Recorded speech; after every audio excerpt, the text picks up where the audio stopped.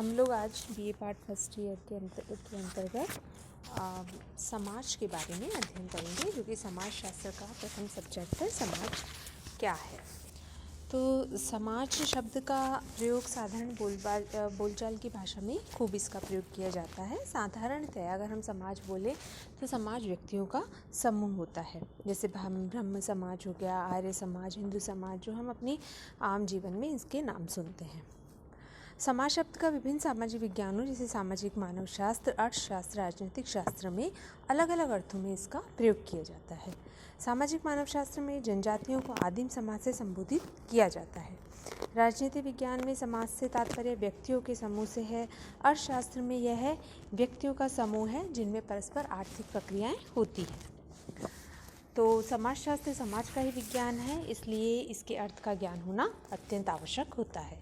समाजशास्त्र में समाज का अर्थ अब हम करते हैं कि समाजशास्त्र में समाज का क्या अर्थ है, यानी इसकी एक प्रस्तावना हम देखते हैं। तो समाज का एक मूल प्रारंभिक एवं प्राथमिक अवधारणा है, जिसे दो रूप में इसका प्रयोग होता है, समाज और एक समाज। सबसे पहले हम समाज का अर्थ परिभाषा देखते हैं। समाज जो है, जैसे कुले ने इसकी परिभाषा दी थी। कुले ने बताया था कि समाज स्वरूपों या प्रतिक्रियाओं की जटिलता होती है। उसी तरह रूटर ने लिखा था कि समाज एक अमूर्त शब्द है जो समूह के सदस्यों और उसके पारस्परिक संबंधों की जटिलता का बोध कराता है। यानी समूह के लोग होते हैं जिसमें पारस्परिक सामाजिक संबंध पाए जाए, वो होता है समाज। उसी तरह पार्सन ने भी लिखा था कि समाज को उन संपूर्ण मानव संबंधों की जटिलता के रूप में परिभाषित किया जाता है जो यथार्थ या प्रतीकात्मक साधन साध्य से क्रिया से उत्पन्न की गई हो। इसी प्रकार मैकाइवर व पेज ने भी लिखा था कि समाज रीतियों एवं कार्य प्रणालियों की व्यवस्था होती है। अब इन रीतियों एवं कार्य प्रणालियों में पारस्परिक सहयोग, विभाजन, नियंत्रण एवं स्वतंत्रताएं, ये सब इसमें शामिल होते हैं। तो इन सब की एक व्यवस्था को ही हम समाज कहते हैं। तो इस प्रकार हमने समाज की हम यहाँ पे एक परिभाषा दे सकते हैं। समाज की परिभाषा के पश्चात हम लोगों ने जैसा कि कुले, रूटर, पार्सन, मैकाइवर आदि ने समाज की परिभाषाओं से यह निष्कर्ष निकाला था कि समाज एक अमूर्त व्यवस्था होती है। यानी समाज जिसको हम देख नहीं सकते हैं, एक अमूर्त व्यवस्था होती है जिसे प्रतीकात्मक साधन साध्य क्रिया से, प्रतीकात्मक साधन साध्य होता है जिसमें परस्पर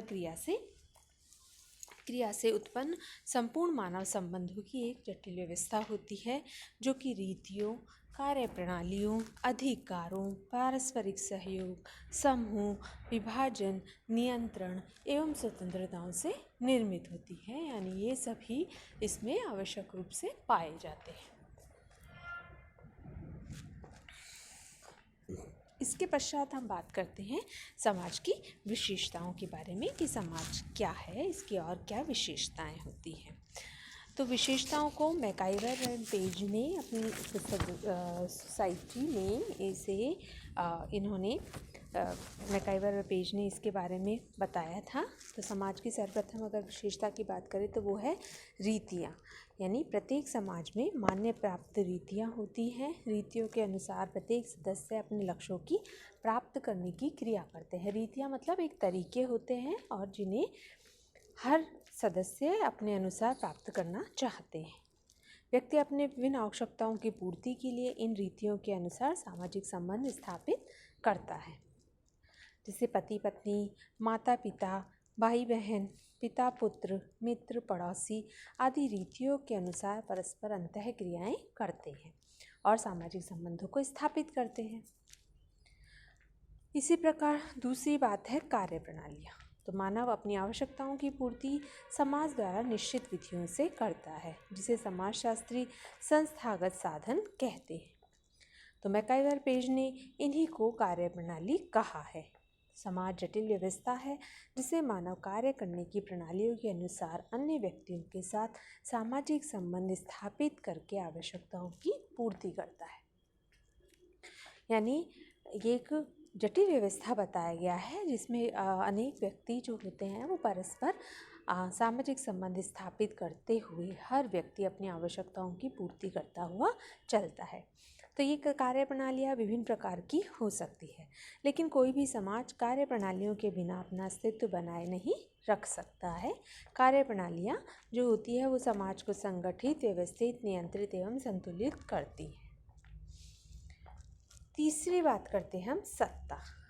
तो समाज के सदस्यों द्वारा अगर कार्य प्रणालियों का उल्लंघन किया जाता है तो उन्हें रोकने, दंड देने के लिए सत्ता का होना भी आवश्यक है। सभी प्रकार के सामाजिक संगठनों में सत्ता होती है जो व्यक्तियों की क्रियाओं को नियंत्रित रखती है। जैसे कि अगर हम उदाहरण दें तो परिवार में यह सत्ता परिवार के सबसे बड़े पुरुष के पास होती है, जिसे हम घर का मुखिया कहते हैं। उसी प्रकार वार्ड में बात करें तो वार्ड में वार्ड पंच होते हैं, गांव में ग्राम पंच होते हैं। इसी प्रकार जाति में जाति पंच होते हैं, पंचायत में सरपंच होते हैं और जिले में जिला अधिकारी होते हैं। तो भारत के स्तर पर जैसा कि राष्ट्रपति के पास सर्वोच्च सत्ता होती है जो सभी समाजों में होती है। तो सत्ता यानी मान्यता प्राप्त जो क्रियाएं हैं वो सत्ता कहलाती हैं और ये नियंत्रण का कार्य करती है। नेक्स्ट बात करते हैं हम पारस्परिक सहायता। तो समाज सामाजिक संबंधों का जाल होता है। यह जाल तभी बनता है जब अनेक सदस्य परस्पर एक दूसरे की मदद करते हैं। जैसे व्यक्तियों में परस्पर आवश्यकताओं की पूर्ति के लिए एक दूसरे की सहायता करते हैं। अगर वे एक दूसरे की सहायता नहीं करेंगे तो अंतः क्रियाएं नहीं होंगी, सामाजिक संबंध, सामाजिक व्यवहार स्थापित नहीं होंगे और समाज का निर्माण भी नहीं होगा। इसलिए समाज की मौलिक विशेषताएं पारस्परिक सहायता, सहयोग है। इसके बिना समाज का अस्तित्व खतरे में पड़ सकता है। नेक्स्ट है समूह और विभाजन।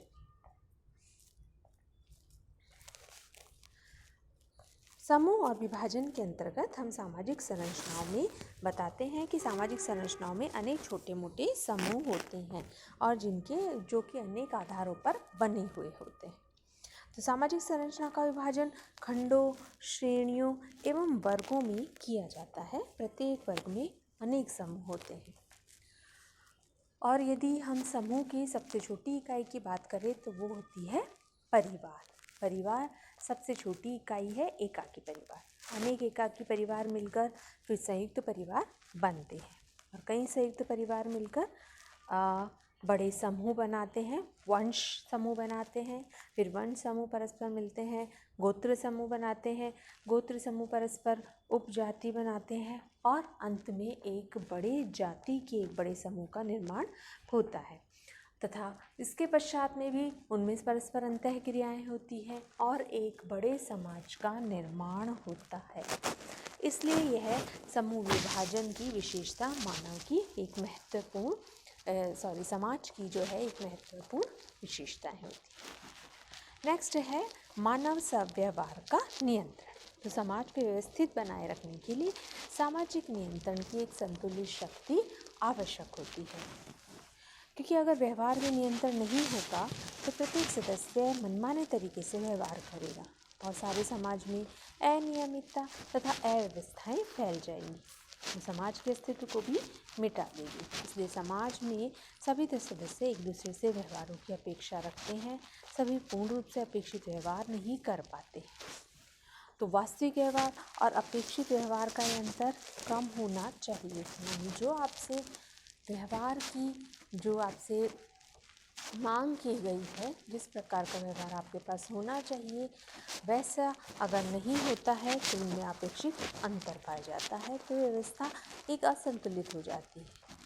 इसलिए अपेक्षित व्यवहार और वास्तविक व्यवहार के अंतर्गत जो अंतर है वो अपेक्षाकृत कम से कम होना चाहिए।